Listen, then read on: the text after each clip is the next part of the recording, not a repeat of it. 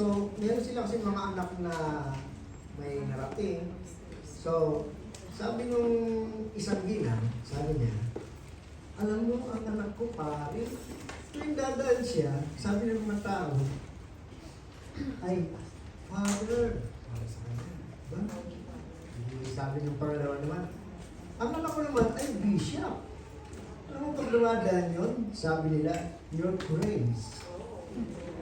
So, hindi naman nagpatalo yung pangatlo. Sabi niya, alam niya, ang anak ko kardinal. Kaya pag dumadaan siya, sabi ng mga tao, your eminence.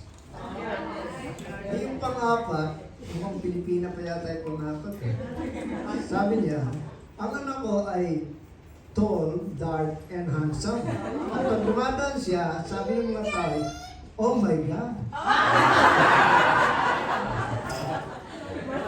Ayaw mo, talaga.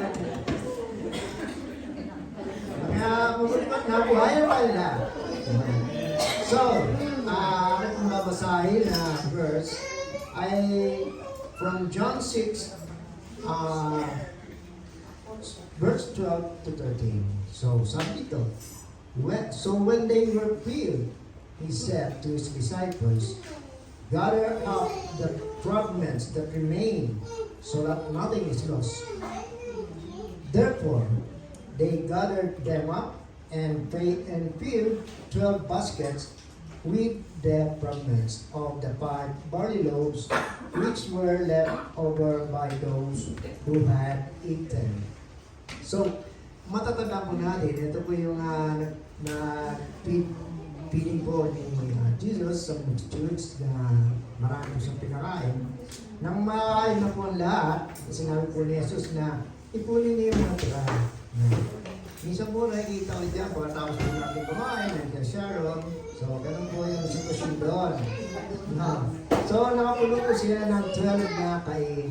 So, ang Diyos po talaga may magandang ginagawa sa ating buhay. Alam po ba ninyo na tayo po ay minsan nakakaroon tayo ng mga blessings na hindi natin inaasahan.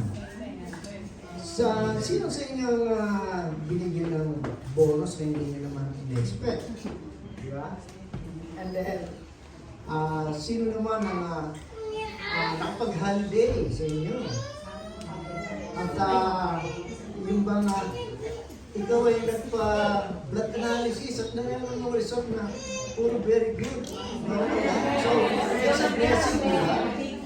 So, lahat po lang yan ay beyond sa in-expect po natin. Sapagkat ang ating Diyos po ay over and above kung magbigay ng blessings, it is siksik, bibig, at maapaw. So, ganyan po ginagawa niya sa verse na binasa natin. So, yung pang pinapayag sa verse na yun, may mga way pa nga po sila na pagkain. Kaya ang ating pabibigay ng ating mga tithes and offering ay tayo nananampalataya tayo sa Diyos na siya po ang nagbibigay ng lahat ng ating pangailangan sa buhay. He is our great provider. So, mga kapatid, stay po tayo lahat. At sabi natin ang ating mga nangulog and we're gonna pray. So, Father God, sa amin ito ay maging touching offering to you. At maniniwala po kami na ikaw po ang God that provides everything. At alam po namin na more than enough po ang iyong pinabalik sa amin.